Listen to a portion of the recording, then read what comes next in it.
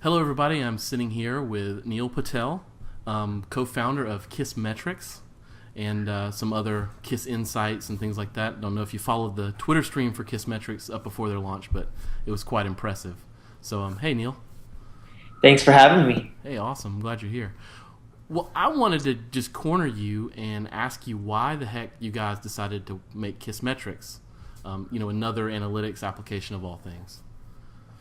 Sure. So what we learned is, and this is our second analytics company technically, right? Our first one is Crazy Egg, and what we learned in the analytics space when we created Crazy Egg was if you take one component of existing analytics solutions, do it really well, you can create a business around it.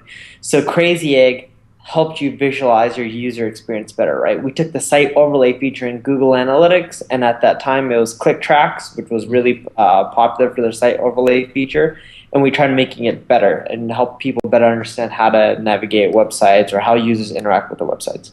Cool. Yeah, And as we were doing it, we realized it wasn't a big enough market.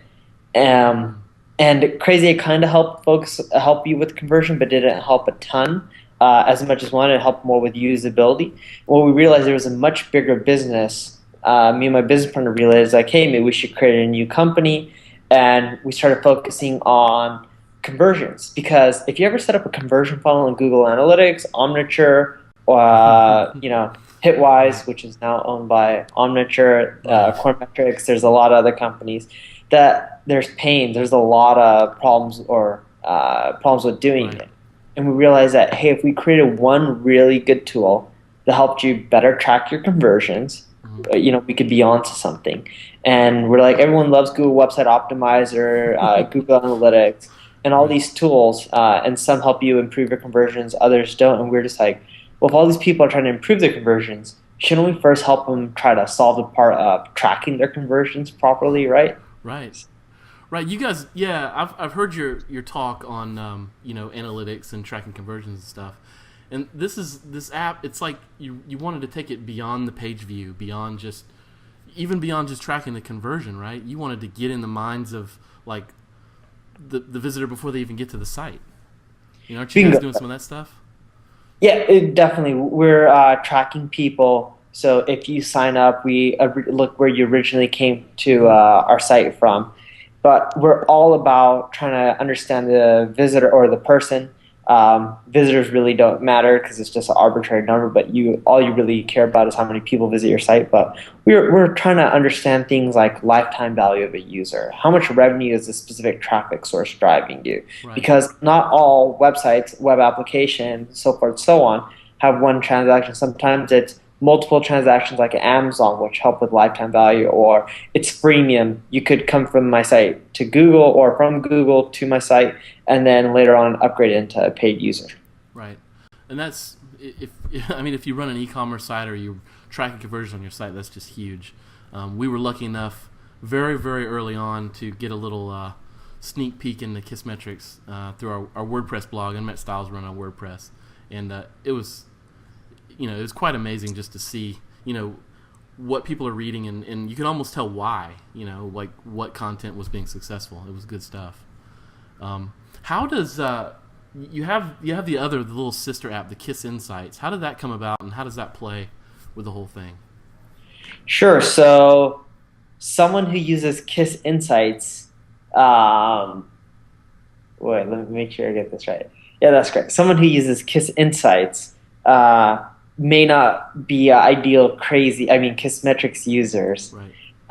And someone who uses KissMetrics would be ideal Kiss Insights users. Does that make sense? Because not everyone who uses Kiss Insights is ideal for KissMetrics, right? So many damn Kiss products, it's like a tongue twister. Yeah, I know. And that stands for keep it simple, stupid, right? Yeah, exactly. Yeah, but the way Kiss Insights came about was we were trying to get feedback on our own product when we were developing KissMetrics. Mm-hmm. And it was just a pain to get feedback, right, through surveying tools and stuff like that. The thing that we realized was, hey, if you go into KissMetrics, you set it up, and then we ask you questions a week later, your responses aren't as accurate as if we're asking you right after you did that step. So we're like, crap, what if we created something that helped us get feedback right then and there. So if you're in the KissMetrics setup process, after you set up, boom, you get a quick little pop-up in the bottom right corner that says, how hard was it to set up KissMetrics on your website? Right. That's where the idea for Kiss Insights came. It was really useful because it actually helped us build a better product with KissMetrics. Cool. It helped us get the actionable insights or feedback we needed to build a product that users wanted versus a product that we wanted to create. Right. Well, I have to ask you, I saw some stuff on the internet about your pricing. I would be remiss if I didn't ask you that. But how did you guys come up with the pricing model for KissMetrics? Sure. So some people say the pricing is too high. Right. Some people say it's low. Majority say it's too high. But the thing is, it's price testing, right? As a business, we can't keep on doing everything for free. We got to make money. Oh, absolutely. And our theory is, hey, if KissMetrics can't make you $149 a month or more every month, then it's not right for you, right? But the way we came up with our pricing to answer that question is we did price testing. So we figured out we had a lot of beta customers, right? Hundreds and hundreds of them. We had thousands of people signed up, but we had hundreds and hundreds of active people that are logging in, daily, weekly, so forth and so on. So based on their account size, we would pop up random price amounts, 3 tiers roughly, let's say $49, $299, so forth and so on. And the magic number that ended up coming up was $149 because although we may not get the most paying customers, it still adds up to more revenue, right? Because, for example, if I charged you $50 a month, and I got double the amount of people that would be willing to pay $50 a month versus $149, I would still make more money at $149 because the price is 3 times the size of $50, right? There you go. I mean, that's the type of stuff you need to be obsessing over, and that's what, I imagine what's made KissMetrics born in the first place. You guys because at the end of the day, who gives a crap on what you think or what I think or any of that, right? We base our company decisions based off of the data. Right. And some people may like it, some people may not. We may get some backlash, but hey, for the company, it's the wisest decision. That's really smart. And the users picked the price. It wasn't us, so. That's really smart. So you just launched KissMetrics. What's next? I mean, what's your next goal with this? I mean, you just got through launch, but what's on the horizon here? We're doing a lot of testing right now. We're doing a lot of multivariate testing, things like taking the credit card up front versus not, conversion on that over the lifetime, improving the first user experience, right? Because if you can make a user much more happy, they're going to be staying longer. They increase the lifetime value. We're also adding in lifetime value metrics and revenue metrics inside KissMetrics. So we're starting to tie in things more into revenue because at the end of the day, I love numbers, but I really don't give a crap on, 10 people visited my site or 100. I want to know how much money it's making me, right?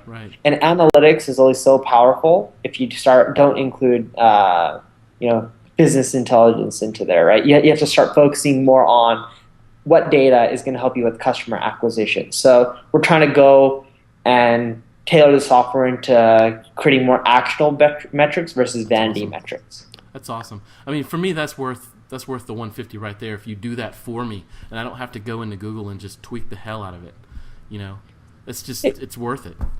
Exactly right. And there's a lot of companies who spend a ton of money building this in-house. It's still cheaper, but hey, for a lot of startups. We may be too expensive. We now, because of the community, they said it's too high. We do have startup pricing. If you're a startup, you can't afford it, hit us up. Well, thank you so much for talking with me through this. I'm nosy. I just wanted to know what was going on with KissMetrics because I'm excited for you. Cool. Awesome, man. Thanks for having me. Absolutely.